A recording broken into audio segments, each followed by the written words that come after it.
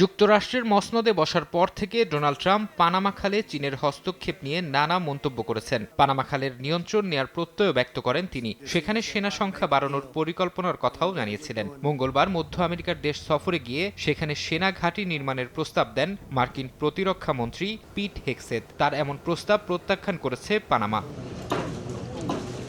বিভিন্ন গণমাধ্যমের খবর, পিট হেগসেথের প্রস্তাব নাকচ করে দিয়েছেন পানামার প্রেসিডেন্ট মুলিনো। তিনি সাফ জানান, তাদের মাটিতে কোনো সামরিক কিংবা প্রতিরক্ষা ঘাঁটি নির্মাণ করতে দেয়া হবে না। যদিও এর আগে পানামা সফররত মার্কিন প্রতিরক্ষা মন্ত্রীর সঙ্গে বৈঠকের পর মুলিনো জানিয়েছিলেন, মধ্য আমেরিকার দেশটিতে মার্কিন সামরিক প্রশিক্ষণ বাড়াতে উভয় দেশ চুক্তি করছে। একই সঙ্গে তিনি জানান, খালের ওপর পানামার সার্বভৌমত্বকে স্বীকৃতি দিয়েছে যুক্তরাষ্ট্র। পানামা খাল মধ্য আমেরিকার দেশ পানামায় অবস্থিত ৮২ কিলোমিটার দীর্ঘ এক জলপথ। এটি প্রশান্ত ও আটলান্টিক মহাসাগরকে সংযুক্ত করেছে। ১৯১৪ সালে যুক্তরাষ্ট্র এই খাল নির্মাণ করে। যুক্তরাষ্ট্রের সঙ্গে চুক্তির পর ১৯৯৯ সাল থেকে খালটি পরিচালনা করছে পানামা সরকার। খালের সবচেয়ে বড় উপযোগিতা হলো এটি এশিয়ার সঙ্গে যুক্তরাষ্ট্রের এবং যুক্তরাষ্ট্রের পশ্চিম ও পূর্ব উপকূলের দূরত্ব অনেক কমিয়ে দিয়েছে।